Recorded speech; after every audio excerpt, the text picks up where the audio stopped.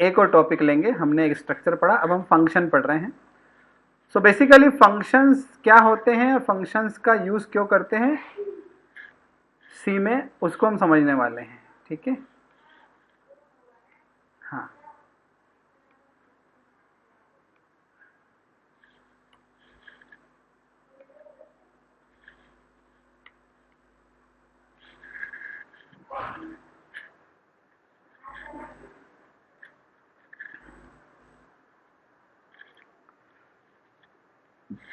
तो जब आपको कोई एक ऐसा काम करना है, कोई ऐसा कोड आपके पास है जो आपको बार बार लगता है, आपको बार बार लिखने से बचना है उस कोड को। जैसे 2 नंबर को ऐड करना है। अब 2 नंबर को ऐड करने का जो कोड है वो आपको बार बार लग रहा है, या फिर आपको फैक्टोरियल निकालना है, उसको निकालने का कोड बार बार लग रहा है। 3 नंबर को एवरेज करना है, उसका कोड बार बार लग रहा है। तो अगर कोई कोड बार बार लग रहा है तो उस कोड को आप एक नाम दे के सेव करके रख सकते हो कहीं पर। ठीक है, तो फंक्शन कोई नई चीज नहीं है, फंक्शन में कोई नया सिंटेक्स नहीं सीख रहे। फंक्शन में सीख रहे कि हम जो कोड बनाते हैं उसको किसी नाम से रख के कहीं पर स्टोर कर सकते हैं और उस कोड को हम बार बार रीयूज कर सकते हैं, बार बार लिखने की जरूरत नहीं पड़ेगी। ठीक है ना। जैसे कि तुम्हारा नाम प्रिंट करने का एक कोड है, वो कोड तुम्हें बार बार लगता है, तो उस कोड को आप ये जो मेन कोड है आपका, इस मेन कोड के ऊपर कहीं भी आप उसको लिख सकते हो। जैसे मैंने लिखा प्रिंट एफ नीति पटेल, ये मैंने लिखा, और फिर मैंने यहां पर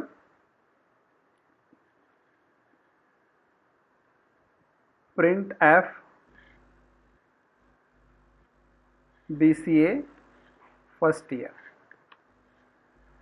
ओके, ये 2 लाइन मैंने लिख दी। अब हो सकता है कि जो 2 लाइन का कोड है, ये 2 लाइन का कोड आपको बार बार लगता है। तो अगर कोई कोड आपको बार बार लग रहा है तो आप उस कोड को एक नाम दे सकते हैं। मैंने नाम दे दिया माई डेटा। ठीक है, और ब्रैकेट लगाया, और ब्रैकेट लगा के ब्रैकेट पैरेंथेसिस ओपन करके बंद कर दिया। तो इस कोड का नाम क्या हो गया? My data.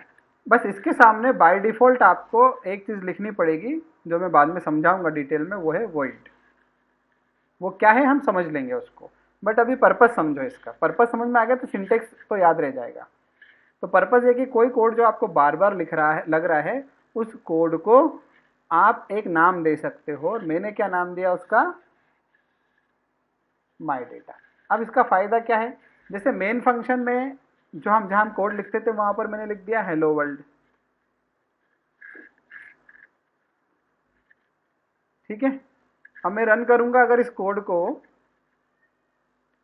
तो हेलो वर्ल्ड आया, आपको आउटपुट में दिख रहा होगा।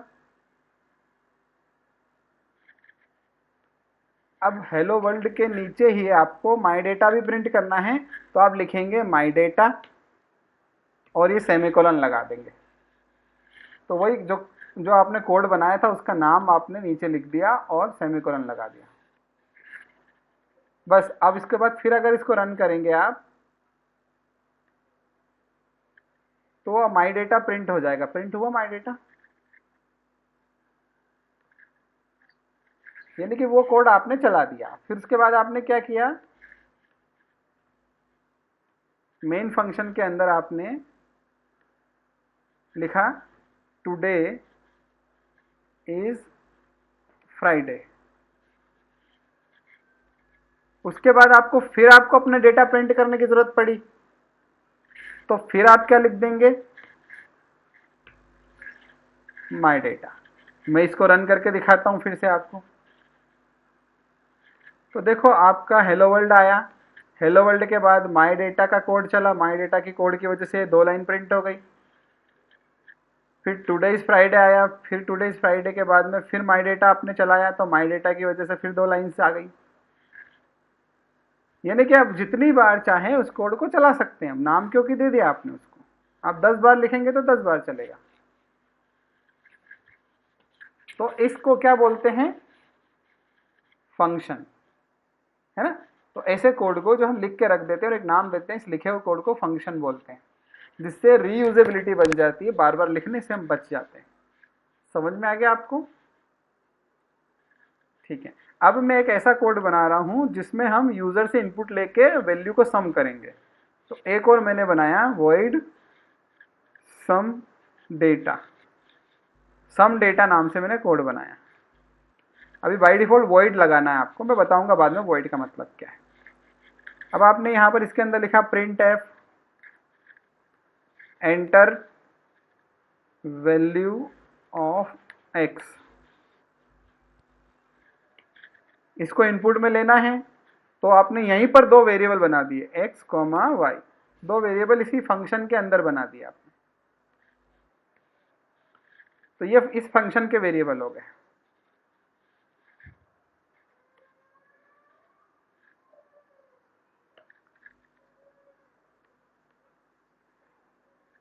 और आपने एंटर वैल्यू ऑफ वाई, और वाई को भी ले लिया। तो ये आपका एक ऐसा फंक्शन बन गया जो दो चीजें इनपुट में लेता है, एक्स और वाई, और सम भी करता है। सम करने के लिए मैंने एक वेरिएबल और ले लिया सम,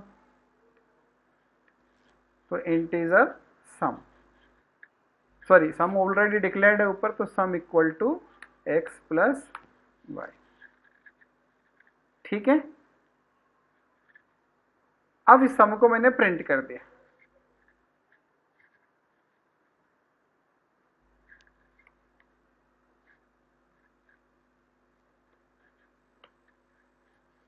अब ये कोड मेरा सम डेटा नाम से बन गया है। अगर ये कोड मुझे काम में लेना है, ये कोड मुझे रन करना है, चलाना है, इस कोड का फायदा लेना है, तो इस कोड को मैं कहां से चलाऊंगा? मेन फंक्शन से, जो मेन मेरा पहले से बना हुआ है। क्योंकि वो कोड लिखने से नहीं चलता, वो कोड को चलाना पड़ता है। ठीक है। तो हम जब कोड को चलाते हैं तो उसको फंक्शन कॉलिंग बोलते हैं, कि फंक्शन को कॉल कर रहे हैं, उस कोड को चला रहे हैं। उसका नाम क्या है? Sum data.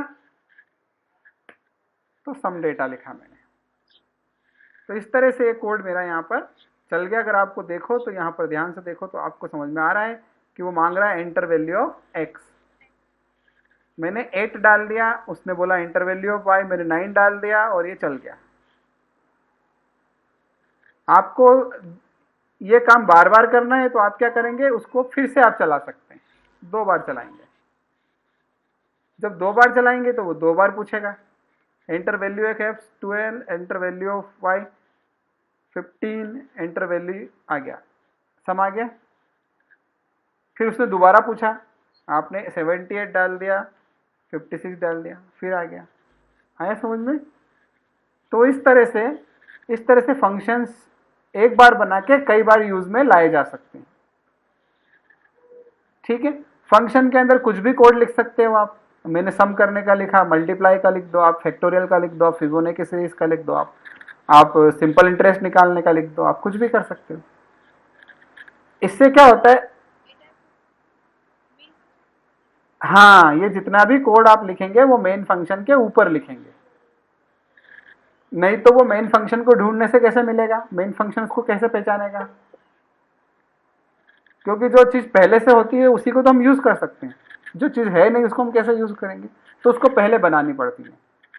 तो हम फंक्शन, मेन फंक्शन के ऊपर जब इस तरह से कोड बनाते हैं तो ये कोड को हम फंक्शन बोलते हैं, और इसको कई बार यूज किया जा सकता है ना। एक एग्जांपल हम और लेते हैं फंक्शंस का, जिसमें और सिंटेक्स देखते हैं फंक्शन की।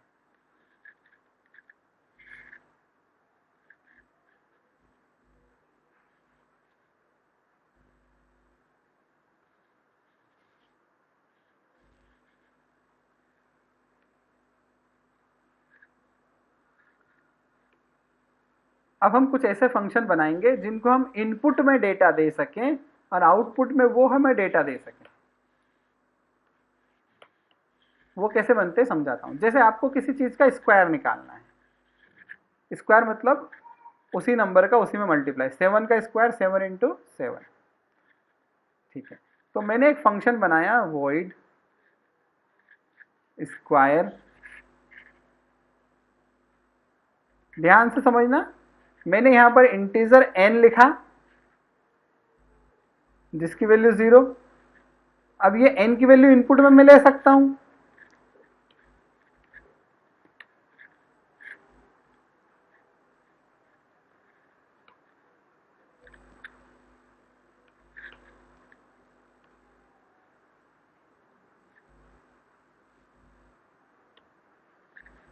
और इसका स्क्वायर निकाल के प्रिंट कर सकता हूं।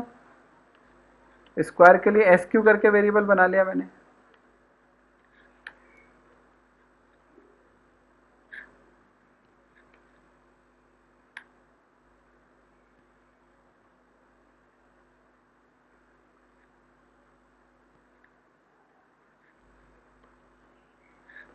अब ये फंक्शन मैंने बना लिया, इसको मैं मेन फंक्शन में कॉल कर सकता हूं। यहां में लिख दिया हेलो वर्ल्ड फाइंड स्क्वायर, ठीक है। अब इस फंक्शन को मैं कॉल कैसे करूंगा, चलाऊंगा कैसे, मुझे लिखना पड़ेगा स्क्वायर, है ना, तब जाके वो कोड चलेगा। तो अगर आप देखो ध्यान से तो ये चल गया कोड। अब ये मुझसे मांग रहा डेटा, मैंने दे दिया यहां पर 7, तो इसने रिजल्ट दे दिया, है ना, ठीक है। अब मान लेते हैं कि जो हम डेटा इनपुट में ले रहे इस फंक्शन के अंदर, वो डेटा अगर मैंने फंक्शन के अंदर ना लिया होता और वो मैंने मेन फंक्शन के अंदर लिया होता, यहां पर x वेरिएबल के अंदर मान लो, है ना, तो मैं फिर स्क्वायर कैसे निकालता, स्क्वायर का कोड भी मुझे यही लिखना पड़ेगा, है ना। तो इसका एक सॉल्यूशन दिया है। सॉल्यूशन क्या है कि अगर आपके पास कोई वेरिएबल मेन फंक्शन के अंदर है, उस वेरिएबल को आपने मेन फंक्शन में इनपुट ले लिया या उसके अंदर जो वैल्यू है मेन फंक्शन में आपने ले ली, तो उस वैल्यू को आप पास कर सकते हो स्क्वायर फंक्शन को या दूसरे फंक्शन को। उसके लिए क्या करना पड़ेगा कि ये जो n था, इस n को यहां से हटा के यहां डिक्लेयर करना पड़ेगा ब्रैकेट के अंदर। एक तो ये काम करना पड़ेगा। दूसरा, जब आप फंक्शन को कॉल करोगे तो यहां पर फंक्शन को कॉल करते टाइम वो वेरिएबल आप यहां पर लिख दो जिसके अंदर वैल्यू है, ठीक है। अब इससे क्या होगा समझना आप ध्यान से, ये x जो वेरिएबल है ये कहां पर किस फंक्शन के अंदर बनाया आपने, मेन फंक्शन। तो ये variable x variable main function का लोकल वेरिएबल हो गया, ठीक है। ये इसी की प्रॉपर्टी है, ये इसी के ब्लॉक में, इसी के स्कोप में है। तो x का स्कोप जो है वो कौन से फंक्शन तक सीमित है, मेन तक। और ये जो स्क्वायर नाम का फंक्शन है, इसमें आपने दो वेरिएबल बनाए, एक तो यहां बनाया इंटीजर n और एक यहां बनाया इंटीजर SQ। तो ये जो दो वेरिएबल हैं इनका स्कोप कहां तक है, इनकी लाइफ कहां तक है, इनकी लाइफ सिर्फ किस फंक्शन के अंदर है, स्क्वायर के अंदर, ठीक है। तो इंटीजर n और इंटीजर SQ की लिमिट सिर्फ स्क्वायर के अंदर तक है, ये इसके बाहर यूज में नहीं आ सकते, इसके अंदर ही यूज में आ सकते हैं, इस फंक्शन के ब्लॉक के अंदर ही यूज में आ सकते हैं। तो मैंने क्या किया, जब स्क्वायर को कॉल किया तो मैंने यहां पर x पास कर दिया, तो x के अंदर जो भी वैल्यू होगी वो कॉपी होके किस वेरिएबल में चली जाएगी, n वेरिएबल में, ठीक है। तो यहां से वैल्यू पास हो रही है, क्या पास हो रही है, वैल्यू पास हो रही है। Value of x is passed to n, कहां पास हो रही है वो, n में पास हो रही है, तो ये n के अंदर आ जाएगी। फिर ये n का मल्टीप्लाई हो जाएगा और मल्टीप्लाई होकर SQ में स्टोर हो जाएगा और SQ यहां पर प्रिंट हो जाएगा, है ना। तो इस सिंटेक्स हमने सीखा कि अगर मेन फंक्शन में कोई वेरिएबल है तो उस वेरिएबल की वैल्यू आप किसी दूसरे फंक्शन के अंदर भी पास कर सकते हो, उस कोड को फॉरवर्ड कर सकते हो, आगे बढ़ा सकते हो उस वैल्यू को। अब इसको हम रन करके देख लें। मैंने यहाँ पर 8 डाला, ये 8 मेरा किस वेरिएबल में जाएगा, x में। फिर ये x यहाँ से फॉरवर्ड हो जाएगा और कौन से फंक्शन को मिलेगा, ये स्क्वायर को। स्क्वायर उस वैल्यू को किस वेरिएबल में कैच करेगा, n में, और n को वो यहाँ यूज कर रहा है। तो अब इसको रन करेंगे तो आउटपुट आ गया आपका है। तो इस तरह से हम किसी फंक्शन को कोई वेरिएबल पास कर सकते हैं। अब मैं यहाँ पर एक ऐसा फंक्शन बना रहा हूं जिसमें मैं 2 वैल्यू पास करूंगा, ठीक है। void max of 2, max of 2 नाम का फंक्शन बनाया और इसको integer a comma integer b 2 variable में पास कर रहा हूं। अभी तक मैं एक ही पास करता था, अब मैं 2 वेरिएबल पास कर रहा हूं, ठीक है ना। 2 वेरिएबल पास करें। अब ये फंक्शन क्या करेगा कि जो बड़ा होगा उसको प्रिंट कर देगा। तो ये चेक करेगा if a greater than b, तो ये प्रिंट करेगा मैक्स इज a, ठीक है। एल्स ये प्रिंट करेगा मैक्स इज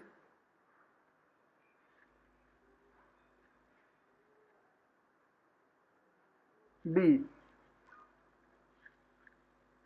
समझ में आ गया कि ये फंक्शन क्या कर रहा है। इस फंक्शन को अगर 2 वैल्यू इनपुट में दोगे आप a और b, तो इन दोनों में जो बड़ा होगा वो प्रिंट कर देगा। तो मैं यहाँ पर 2 वेरिएबल ले रहा हूँ, x equal to 0, y equal to 0, और मैं 2 वैल्यू यूजर से, मैंने x तो इनपुट में ले ही लिया है, मैं यूजर से y भी इनपुट में ले रहा हूँ।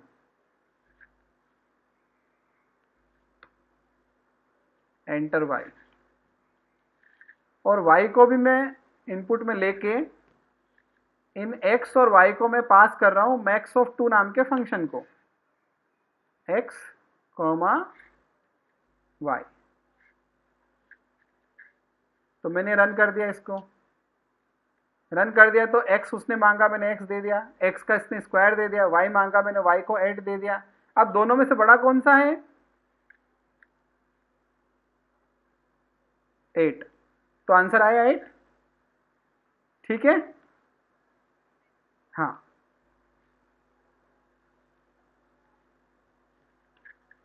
आ रहा है सही। तो बेसिकली किसी फंक्शन को आप एक से ज्यादा वैल्यू भी पास कर सकते हो, ठीक है। तो ये हमने तरीका सीखा यहाँ पर। अब हम यहाँ पर एक और चीज सीखने वाले हैं, वो है कि हम किसी फंक्शन को कोई डेटा देते हैं, पास करते हैं, तो वो फंक्शन बदले में हमें दूसरा डेटा भी दे सकता है, वो रिटर्न भी कर सकता है, वो रिप्लाई भी कर सकता है। तो फंक्शन एक मशीन जैसा हो गया जिसको हमने कुछ दिया काम और उसने काम करके हमें वापस दे दिया। जैसे कि आटा चक्की होती है, आटा चक्की में हम गेहूं डालते हैं तो हम बदले में हमें क्या मिल रहा है, आटा मिल रहा है। तो फंक्शन एक छोटी सी मशीन हो गई जिसको हम इनपुट में एक डेटा देंगे और वो डेटा हमें बदले में वो कुछ को प्रोसेस करके मल्टीप्लाई डिवाइड करके हमें रिजल्ट वापस देगा, ठीक है। तो हम एक ऐसा फंक्शन बना रहे हैं जो सिंपल इंटरेस्ट कैलकुलेट करेगा, तो उसका नाम ही मैंने सिंपल इंटरेस्ट रख दिया। अब सिंपल इंटरेस्ट निकालने के लिए 3 चीजें लगती है, float rate, float principal, float time. Principal, rate, time, 3 चीजें लगती है। हम 3 चीजें देंगे इसको, ये रिजल्ट निकाल के देगा। सिंपल इंटरेस्ट नाम का एक मैंने वेरिएबल बना लिया, या लिखा SI equal to simple interest equal to principal into rate into time divide by 100। अब ये इसने निकाल लिया। अब एक तो चीज है कि ये वैल्यू हम यहां पर आंसर को यहीं पर प्रिंट कर दें, जैसा कि हमने मैक्स निकाल के प्रिंट किया था, जैसा कि हमने स्क्वायर निकाल के प्रिंट किया था। एक तरीका तो वो है कि यहीं प्रिंट कर दें। हो सकता है कि मुझे इस डेटा की जरूरत मेन फंक्शन में हो, इस डेटा की जरूरत मेन फंक्शन में हो, तो मैं यहाँ पर लिखूंगा रिटर्न, और रिटर्न लिख के उस वेरिएबल का नाम लिखूंगा जिसमें डेटा आ गया है, फाइनल डेटा। हाँ, रिटर्न लिखने से क्या होता है, ये वैल्यू यहाँ प्रिंट नहीं होगी, ये वहीं पर पहुंच जाएगी जहां से इस फंक्शन को चलाया गया था, जहां से इस फंक्शन को कॉल किया गया था। ठीक है। अब ये एसआई जो है, एसआई का डेटा टाइप क्या है जरा बताओ। एसआई का डेटा टाइप क्या है? फ्लोट है, फ्लोट है। तो हम एसआई को रिटर्न कर रहे हैं, इसलिए जो यहां पर वॉइड लिखा हुआ है, वॉइड की जगह लिखेंगे फ्लोट। ठीक है। तो यहां पर जब तक हम रिटर्न नहीं करते हैं, जब तक हम रिटर्न नहीं करते हैं, तब तक क्या रहता है यहां पर? वॉइड। और जब हम रिटर्न करते हैं, तो जो रिटर्न करते हैं उस रिटर्न का डेटा टाइप यहां पर लिखना पड़ता है। आ गया समझ में? हाँ, तो अभी यहां फ्लोट रिटर्न कर रहे हैं इसलिए फ्लोट लिखा। अब चलो इसको चला के देखते हैं। तो चला के देखने के लिए मैंने क्या किया, यहां पर मैं थोड़ी देर के लिए मेन का ये कोड कमेंट कर रहा हूं। ठीक है, थोड़ी देर के लिए है। और मैं यहां पर 3 वेरिएबल बना रहा हूं, float p comma r comma t। ठीक है। p इक्वल टू मैंने प्रिंसिपल माना, p इक्वल टू मैंने 45,000 माना,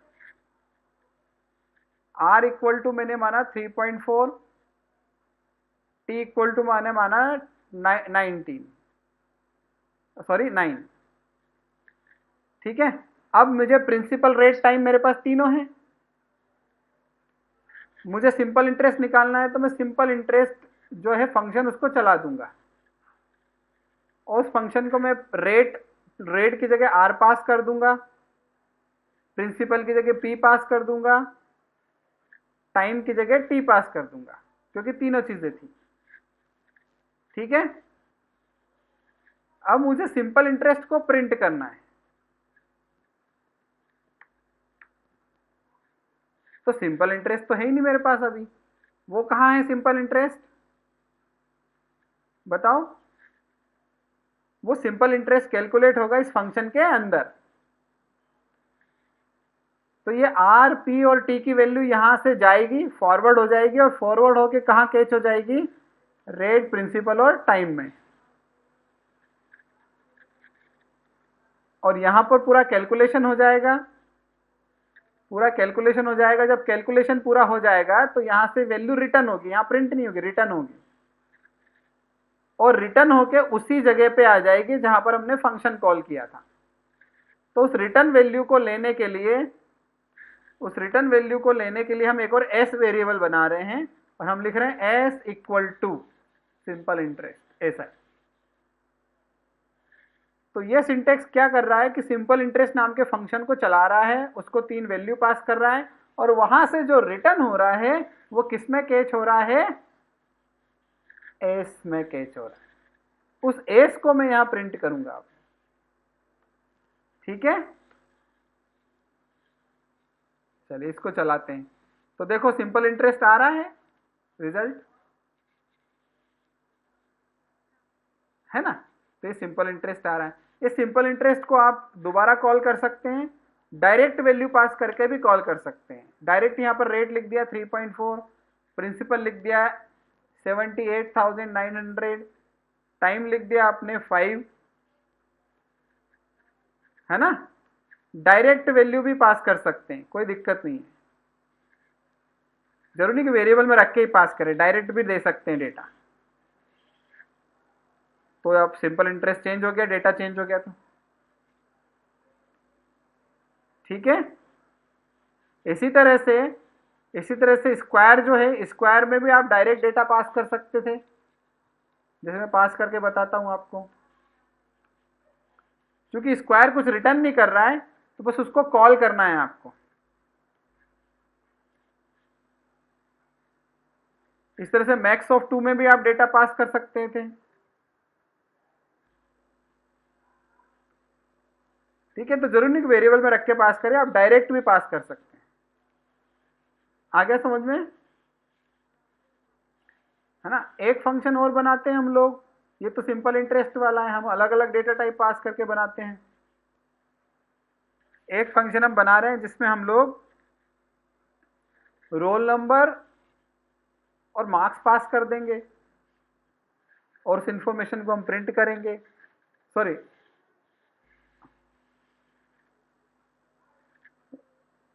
हेलो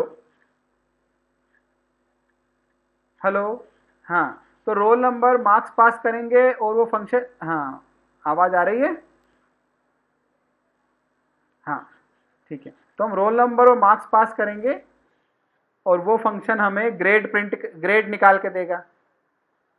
ग्रेड में कैरेक्टर टाइप की रखूंगा, इसलिए अभी तो मैं वॉइड लिख रहा हूं और फंक्शन का नाम फाइंड ग्रेड। इसको मैं पास करूंगा integer roll number and float percent. तो दो अलग अलग डेटा मैंने पास कर दिया। ये फंक्शन क्या करेगा, चेक करेगा परसेंट को, ये परसेंट ग्रेटर देन 80, तो यहां पर हम प्रिंट करेंगे ए ग्रेड। ओके, मैं प्रिंट करने की जगह रिटर्न कर रहा हूं, रिटर्न ए, सिंगल कोट में लिख रहा हूं ए, एक कैरेक्टर रिटर्न कर रहा हूं। ठीक है, फिर मैंने एल्स इफ लिखा, उसमें नई कंडीशन लगाई, percent greater than B, sorry 50 and percent less than equal to 80, तो बी ग्रेड, तो रिटर्न बी। एल्स और इनमें से भी मैच नहीं हुआ तो मैं रिटर्न कर रहा हूं एफ मतलब फेल। ठीक है, तो इसको मुझे रोल नंबर और परसेंट लेना है, तो मैंने यहां बस एक मैसेज और दे दिया, finding grade of roll number percent D roll number. ठीक है, ये बस प्रिंट कर देगा रोल नंबर की ग्रेड फाइंड की जा रही है ना। अब ये बताओ कि हम रिटर्न कर रहे हैं, तो रिटर्न कर रहे हैं तो डेटा टाइप किस टाइप का है,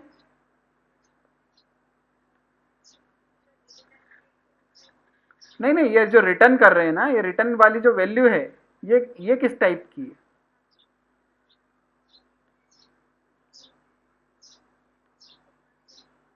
नहीं एफ और बी और ये किस डेटा टाइप में है, कैरेक्टर है, इसलिए हमारा रिटर्न टाइप क्या हो जाएगा, कैरेक्टर हो जाएगा। समझ में आ रहा ना रिटर्न टाइप का मतलब। हाँ, तो जब भी जिस तरह का डेटा हम रिटर्न करेंगे वही डेटा यहां पर रिटर्न टाइप में लिख देंगे। ठीक है, अब मैं फाइंड ग्रेड को प्रिंट कॉल करता हूं, फाइंड ग्रेड, इसको मैंने रोल नंबर दिया 101, परसेंट दिए 78, तो ये ग्रेड बताएगा मुझे, लेकिन वो ग्रेड रिटर्न कर रहा है ना, क्या कर रहा है, ग्रेड रिटर्न कर रहा है, और अगर कोई रिटर्न करता है तो उसको कैच करना पड़ता है अपने को, तो मैंने यहां पर कैरेक्टर कैरेक्टर जी करके बनाया जिसमें मैंने कैच कर लिया और यहां पर प्रिंट कर दिया योर ग्रेड इज परसेंट सी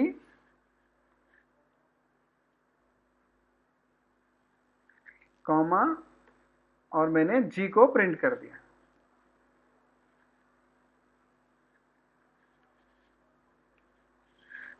तो जब भी हम किसी फंक्शन को कॉल करते हैं अगर वो कुछ रिटर्न करता है तो हम लेफ्ट हैंड साइड में उसको कैच कर सकते हैं।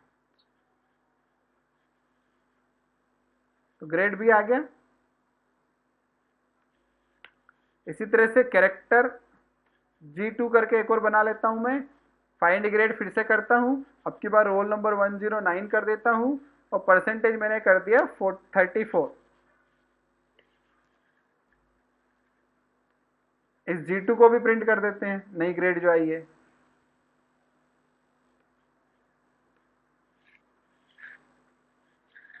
ठीक है, उसको F ग्रेड मिली। 109 को। तो इस तरह से हम किसी भी डेटा टाइप को पास कर सकते हैं, है ना, और एक फंक्शंस हम बना सकते हैं। तो हमने फंक्शंस बनाना सीख लिया कि किस तरह से हम एक से ज़्यादा अलग अलग तरह के फंक्शंस बना सकते हैं। ऐसे फंक्शन जिनको कुछ नहीं पास करे वो बना सकते हैं, ऐसे फंक्शन जो कुछ रिटर्न करते हैं वो भी बना सकते हैं, एक ऐसे फंक्शन बना सकते हैं जो अलग अलग टाइप का डेटा रिटर्न कर रहे हों। तो ये बेसिक आइडिया मैंने फंक्शंस का आपको दिया, ठीक है। फंक्शन कुछ भी कर सकता है, उसको आप डेटा पास कर सकते हो, ठीक है। तो नेक्स्ट इसका एक और सेशन लूंगा मैं जिसमें फंक्शन को हम अरे कैसे पास करेंगे, फंक्शन को पॉइंटर कैसे पास करेंगे, pass by value pass by reference कैसा होगा, वो भी हम नेक्स्ट वाले सेशन में देखेंगे। अभी के लिए इतना ही, ठीक है।